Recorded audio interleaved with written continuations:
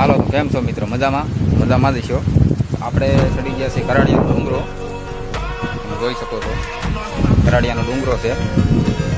આ ડુંગરાની ઉપર ભોળાનાથનું મંદિર છે. મંદિર પણ બતાવું. જો આ પાછળ મારે જે દેખાય છે આ બધી વાડિયું છે. તો એટલો ઊંચો છે મિત્રો ડુંગરો, તમે જોઈ શકો છો. બધા ડુંગરાની માથે આમ તો જંગલ જ છે. આ બધું જંગલ છે ને અહીંયા ભોળાનાથનું મંદિર છે. હું તમને બતાવું. ધોમેશ્વર મહાદેવ કહેવાય છે.